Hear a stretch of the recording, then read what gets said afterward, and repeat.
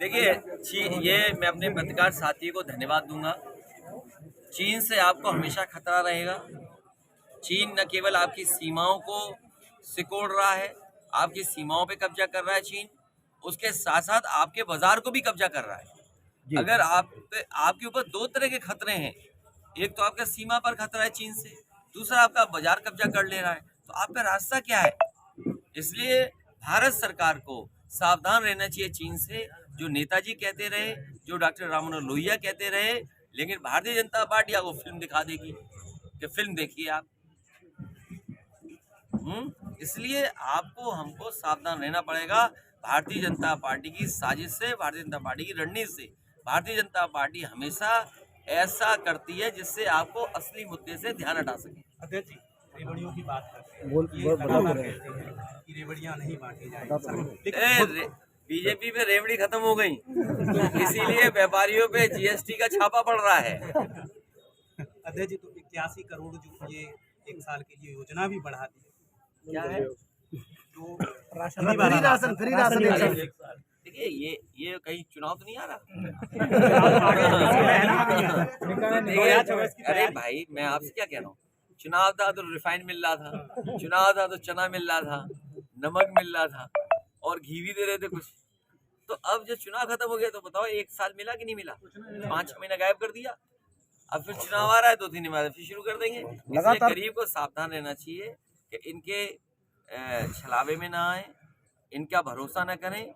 बुनियादी बात यह है कि महंगाई कम हो, हर परिवार को रोजगार मिले या नौकरी का इंतजाम। ठीक भैया। पार्टी ने अभी उपचुनाव में क्लीन स्वीप किया, तो नगर निकाय में क्या उम्मीद की जा सकती है? 10 नगर पंचायत, 1 नगर पालिका है यहाँ। नगर निकाय में भी समाजवादी पार्टी का प्रदर्शन बहुत अच्छा होगा। बहुत अच्छी जीत समाजवादी पार्टी के लोगों की होगी। जिस ग्राउंड में आप बैठे हैं, यहाँ पर कई दलों के लोग इस जमीन को कब्जा करना चाहते हैं और काम भी चल रहा है, काफी प्रयास के बाद नहीं हुआ।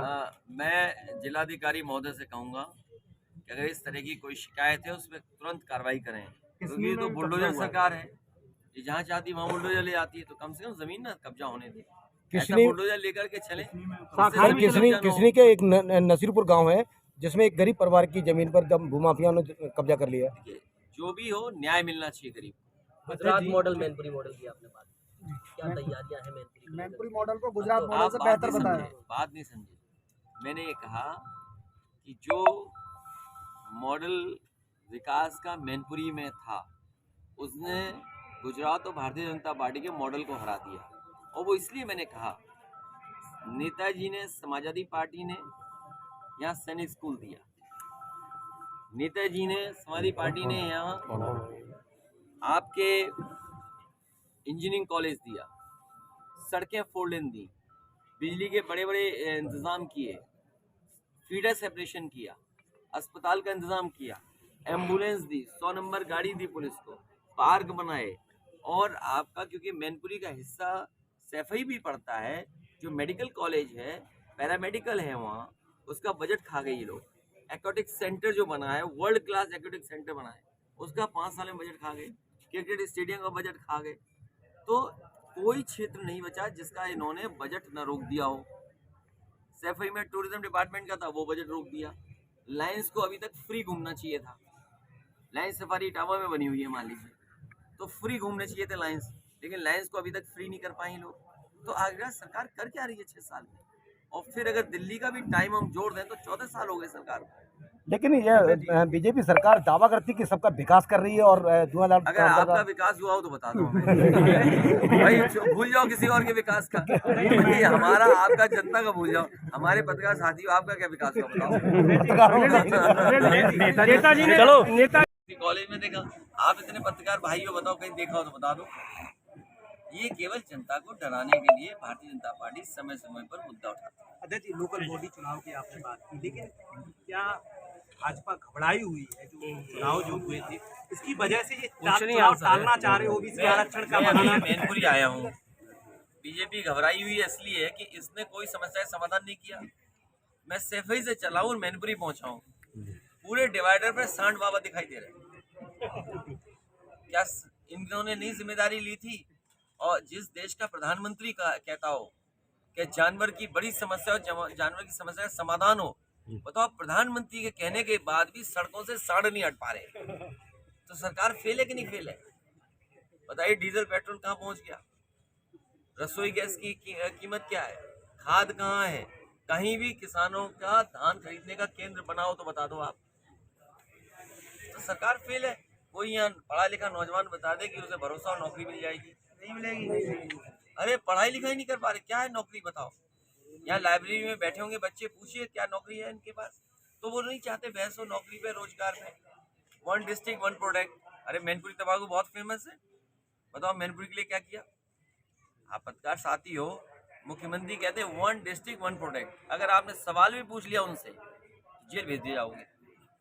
आप क्या मंत्री हैं? आप पूछिए 1 डिस्ट्रिक्ट 1 प्रोडक्ट में क्या बजट आया मैनपुरी का?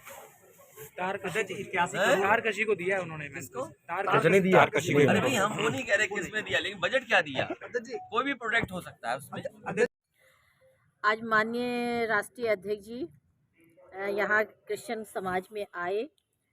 उन्होंने क्रिसमस त्यौहार की सब पूरे समाज को बधाई दी और इसी के साथ माननीय डिम्पल यादव जी सांसद मैनपुरी की जीत के लिए उन्होंने धन्यवाद दिया और समाज को आश्वस्त करा कि भविष्य में कोई भी परेशानी होगी वो उनके लिए खड़े हैं। आपके समाज का जो संस्था है उसमें लोग अतिक्रमण कर रहे हैं, अवैध कब्जा कर रहे हैं, इसको लेकर भी उन्होंने कुछ कहा, क्या आपको लगता है? उन्होंने कहा मैं डीएम से बात करूंगा और जो भी अतिक्रमण हो रहा है, जो भी परेशानी पैदा करी जा रही है, उसके विरोध में आवाज़ उठाऊंगा। तो आपको क्या लगता है कि आप भी इसके लिए कुछ नई पहल करेंगी? बिल्कुल, मैं अभी तक थी थोड़ा चुनाव में व्यस्त हो गई थी तो इसलिए नहीं देख पाई, लेकिन अब फुर्सत मिली है, 1 तारीख से मैं भी इसमें लगूंगी फिर से। अधिकारी से मिलेंगे आप संबंध में? हाँ बिल्कुल मिलूंगी। क्योंकि एसडीएम साहब से भी मुलाकात करी थी, डीएम साहब से भी मुलाकात करी थी, उन्होंने आश्वासन दिया था। पर सबसे बड़ी परेशानी की बात ये होती है कि विपक्ष जो है वो ऐसे लोगों का साथ दे जाता है और यहाँ जो है सरकार के कुछ जो नेता मंत्री हैं वो साथ दे रहे हैं, जिसकी वजह से ये समाज को परेशानी का सामना करना है। ठीक।